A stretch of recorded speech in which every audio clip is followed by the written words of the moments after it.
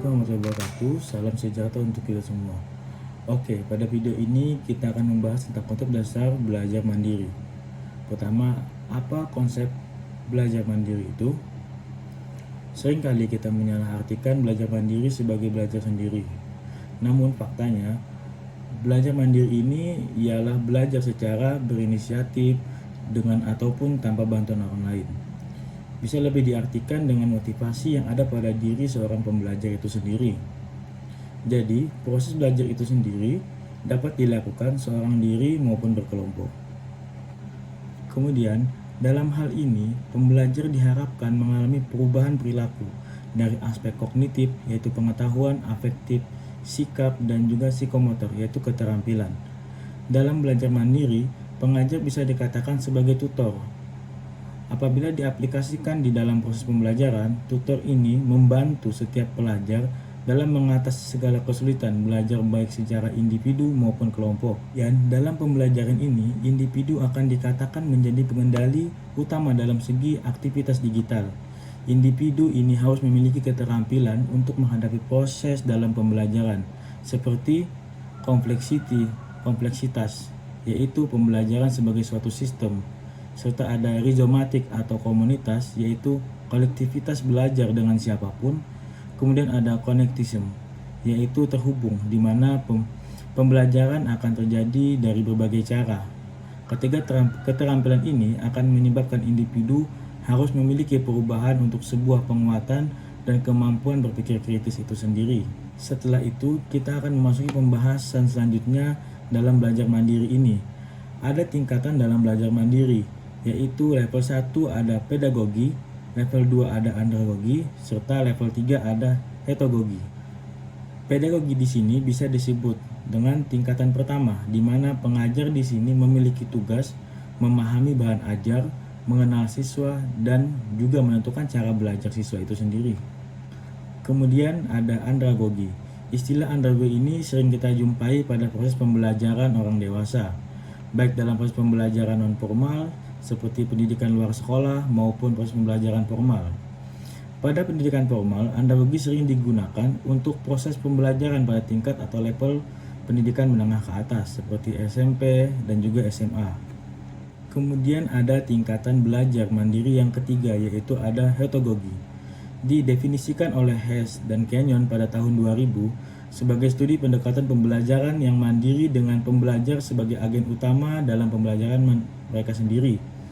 Seperti pendekatan andragogi, instruktur dan pengajar pada heterogogi juga memfasilitasi dalam proses pembelajaran dengan memberikan bimbingan dan juga sumber daya, pengetahuan, dan lain-lain.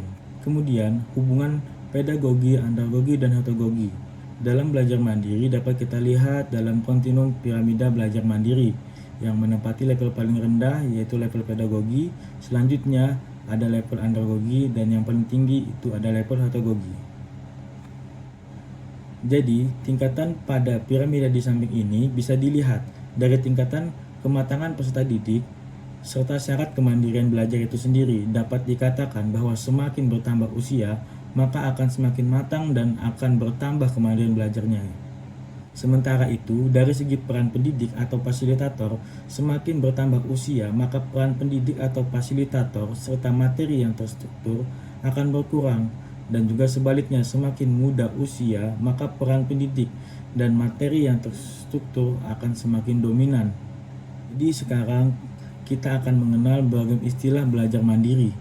Banyak sekali istilah belajar mandiri, namun di kalangan para akademisi, istilah belajar mandiri yang sering digunakan ada 3, yaitu self-regulated learning atau SRL, kemudian ada self-directed learning, dan juga ada self-determined learning. Pembahasan pertama yaitu self-regulated learning, yang mana mengacu pada kemampuan seseorang untuk memahami dan mengendalikan lingkungan belajarnya, dan juga bisa diartikan bagaimana keterampilan kita dalam mengatur, mengawasi, dan mengendalikan proses belajar. Nah, jadi ada aspek-aspek self-regulated learning itu. Yang pertama ada metakognisi, yang kedua ada motivasi, yang ketiga ada perilaku. Kemudian ada juga fase self-regulated learning yang dikemukakan oleh Philip pada tahun 2006, Yang pertama ada analyze, yang kedua ada plan atau perencanaan, yang ketiga ada implementasi, yang keempat ada conference atau pengamatan pada pemahaman diri, serta yang kelima ada problem solving, yang keenam ada evaluasi, dan yang terakhir yang ketujuh ada modifikasi. Selanjutnya kita akan masuk ke self-directed learning. Ini mengacu pada di mana siswa memiliki kendali dan tanggung jawab yang tinggi atas proses pembelajaran mereka sendiri. Di mana self-directed learning ini merupakan suatu proses yang memberikan kebebasan bagi siswa untuk mengidentifikasi kebutuhan belajar, strategi pembelajaran, dan mengevaluasi hasil belajar mereka. Kemudian ada tahap self-directed learning menurut Knowles pada 1975 untuk menerapkan self-directed learning ini sendiri. Yang pertama ada climate setting atau mengatur suasana belajar. Kedua ada plan yaitu perencanaan. Yang ketiga ada diagnosis yaitu mendiagnosis kebutuhan belajar itu. Kemudian ada yang keempat ada setting, menetapkan tujuan. Yang kelima ada designing atau merencanakan rancangan pembelajaran. Yang keenam ada engineering, yang ketujuh ada evaluasi. Nah, sekarang kita akan masuk ke self-determined learning, yaitu adalah proses di mana pelajar mengambil inisiatif untuk mengidentifikasi kebutuhan belajar, merumuskan tujuan belajar, mengidentifikasi sumber belajar, serta menerapkan strategi pemecahan masalah, dan juga merefleksikan proses belajar itu sendiri. Kemudian dalam self-determined learning ada learning agent dan long life learning. Nah, learning agent adalah konsep fundamental dalam bidang kecerdasan buatan seperti AI dan lain-lain. Kemudian, long life learning adalah pendekatan pendidikan yang mengakui bahwa pembelajaran tidak hanya terjadi di dalam institusi pendidikan formal, tetapi berlangsung pada hidup seseorang. Nah, sekarang kita akan masuk ke dalam perbedaan self-regulated learning, self-directed learning, dan self-determined learning. Ada dari proses pembelajarannya atau proses belajarnya. Yang pertama, self-regulated learning yaitu gambaran siswa yang mampu mengatur dirinya. Sedangkan self-directed learning yaitu gambaran siswa yang mampu sebagai pengaruh utama dalam proses pembelajaran mereka sendiri. Dan yang ketiga itu ada self-determined learning, yang dimana gambaran siswa yang mampu mengambil kendali penuh atas pembelajaran mereka. Nah, sekarang kita akan masuk ke tema selanjutnya, yaitu motivasi sebagai konsep dasar belajar mandiri. Nah, motivasi ini adalah dorongan internal maupun eksternal yang mendorong seseorang untuk melakukan sesuatu tindakan atau mencapai tujuan tertentu. Nah, kita akan masuk ke gambar di samping. Ini adalah anatomi konsep belajar mandiri. Jadi, dari gambar ini kita tahu bahwa pondasi dari konsep belajar mandiri adalah paradigma konstruktivisme.